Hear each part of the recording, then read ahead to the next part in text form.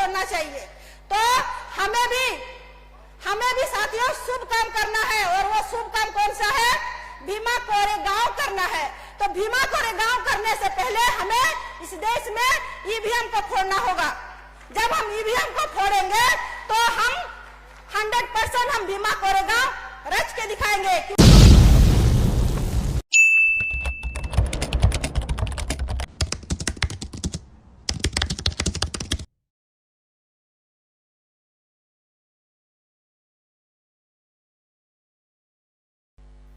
साथियों, आज इस राष्ट्रीय स्तर के मंच पे मैं अपने सभी महापुरुषों को नमन करती हूँ, महानायिकाओं को नमन करती हूँ कि जिन्होंने अपना पूरा जीवन हम मूल निवासियों को हक अधिकार देने के लिए कुर्बान कर दिया। इसके साथ ही साथियों, मैं हमारे राष्ट्रीय अध्यक्ष माननीय वामन मेश्राम साहब का भी मैं धन्यवाद कहना चाहूंगी कि उन्होंने मुझे इस राष्ट्रीय स्तर के मंच पर अपनी बात रखने का अवसर प्रदान किया। साथियों, आज की जो विषय रखी गई है, उन विषयों पर बात रखने से पहले मैं यहाँ पर बिहार वासियों को बधाई देना चाहूंगी, क्योंकि साथियों, वामसेब एवं राष्ट्रीय पिछड़ा वर्ग मोर्चा के लगातार आंदोलन के कारण बिहार वासियों को जो आरक्षण मिला, वो आरक्षण देने का सिर्फ एक ही कारण है, वो वामसेब और राष्ट्रीय पिछड़ा वर्ग मोर्चा के राष्ट्रीय अध्यक्ष माननीय चौधरी विकास पटेल साहब के लगातार आंदोलन करने के कारण, भारत बंद करने के कारण आज बिहार वासियों को आरक्षण मिला। तो इसलिए साथियों, मैं बिहार वासियों को एक बार बधाई देती हूँ।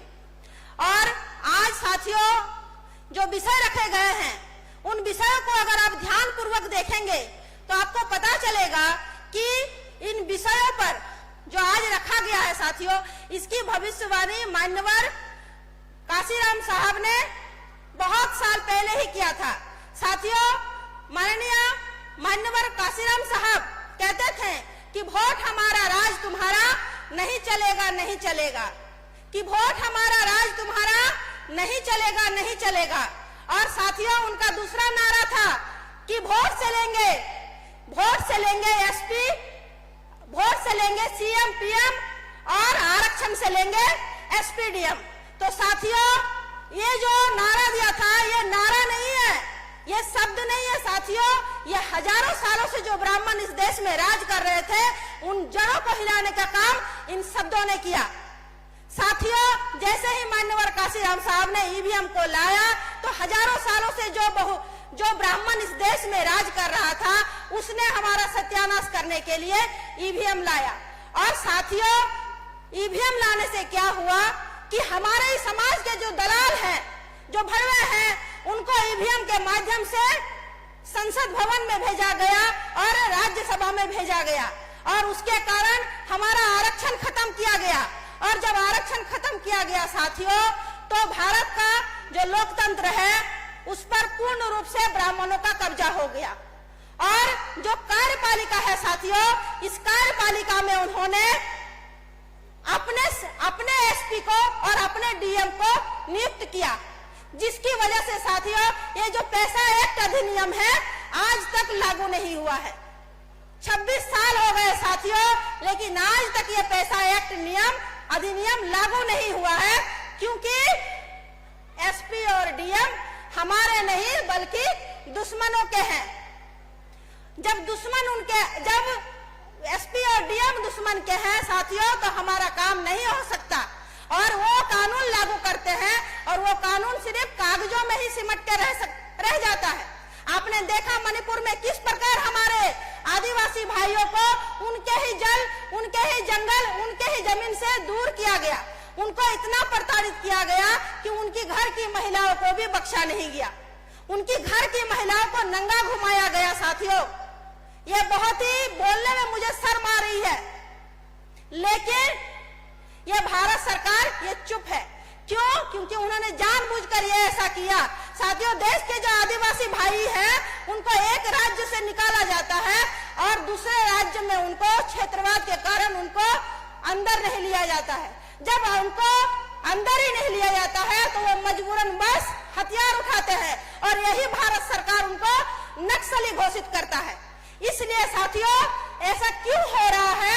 क्योंकि ये आजादी झूठी है, देश की जनता भूखी है, हम आज भी गुलाम है साथियों। और अगर आपको आजादी चाहिए तो हमारे राष्ट्रीय अध्यक्ष माननीय बामन मेश्राम साहब जो लड़ाई लड़ रहे हैं, इस लड़ाई में आपकी भी भागीदारी होनी चाहिए साथियों। और इसके साथ ही मैं कहना चाहूंगी कि अगर हमको अपना एसपी और डीएम बनाना है साथियों, तो जो उन्होंने लेटरल एंट्री लागू किया है इसको खत्म करना होगा। क्योंकि मान्यवर काशीराम साहब भी कहते थे कि सीएम उसी का सफल होता है जिस समाज का डीएम होता है। और अगर हमें पूर्ण रूप से न्याय चाहिए तो हमें भारत में कॉलेजियम सिस्टम को खत्म करना होगा। क्योंकि जो अंग्रेज थे, अंग्रेजों का मानना था साथियों, उनका कहना था कि ब्राह्मणों के अंदर न्याय देने का गुण ही नहीं है। जब गुण ही नहीं है, जब उनके डीएनए में न्याय देने का गुण नहीं है, तो हमें न्याय कैसे मिल सकता है? इसलिए साथियों हमें इस देश से ब्राह्मणों को उखाड़कर फेंकना होगा। और अगर हमें साथियों सबको अपने बराबर की रोटी खानी है, सबको बराबर का अधिकार मिलना है, तो इसके लिए हमारे लोगों को जाति आधारित गिनती करवानी होगी। और ये कैसे होगा साथियों? इसमें हमारी महिलाओं की भागीदारी होगी। हमारे लिए अब कोई लड़ने वाला आने वाला नहीं है, हमारे लिए कोई लड़ने के लिए आने वाला नहीं है साथियों। और अंत में साथियों, अगर वास्तव में हमें सभी समस्याओं से निजात पाना है, तो इसके लिए साथियों हमें इस देश में मातृ प्रधान पद्धति लानी होगी। और इसके लिए हमें इस देश में ईवीएम को उखाड़ कर फेंकना होगा। और इस ईवीएम को उखाड़ कर फेंकने के लिए हमारी महिलाओं की भी भागीदारी होनी चाहिए साथियों। इसी नागपुर की भूमि में एक आरएसएस का छोटा रिचार्ज कहता है कुछ दिन पहले कि आरएसएस ही इस देश को मजबूत कर सकता है। तो मैं आप लोगों से पूछती हूँ, क्या ये आरएसएस की भूमि, ये जो नागपुर की भूमि है, ये आरएसएस की है? ये हमारे बाबा साहेब की भूमि है साथियों, ये हमारे महापुरुषों की भूमि है। अगर है उसमें हिम्मत तो आके दिखाए। ये जो हमारा पंडाल बना है साथियों, ये सिर्फ कपड़ों से बना हुआ है, ये सिर्फ कपड़ों से बना हुआ है। अगर उसने इसको हाथ भी लगाया तो उसका जो मुख्यालय है, जो ईंट पत्थर से बना हुआ है, ईंट पत्थर से बना हुआ मुख्यालय को हम उखाड़ फेंकेंगे। और मैं उसको ये चुनौती देती हूँ। और अगर उसे देखना है कि हमारी महिलाओं में कितनी शक्ति है, तो अपने आकाश से पूछे कि किस प्रकार 6 अक्टूबर 2022 को हमारी महिला की नारी शक्ति को देखकर उसका आका, उसका मुखिया अपने दरवाजे में ताला लगाकर दूसरे राज्य में बस गया था। इसलिए साथियों मैं माननीय बामन मेश्राम साहब से यह अपील करना चाहती हूँ कि साहब हमें जल्द ही ईवीएम फोड़ने का आदेश दे, जल्दी हमें ईवीएम फोड़ने का आदेश दे साथियों। ब्राह्मण कहते हैं साथियों कि कोई भी शुभ काम करने से पहले नारियल फोड़ना चाहिए। तो हमें भी साथियों शुभ काम करना है। और वो शुभ काम कौन सा है? भीमा कोरेगांव करना है।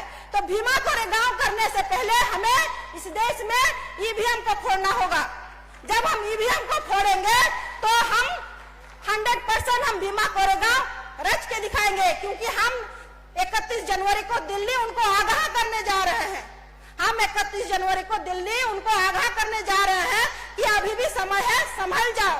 अगर नहीं समझे तो इस देश में हम दूसरा भीमा कोरेगांव करके दिखाएंगे साथियों।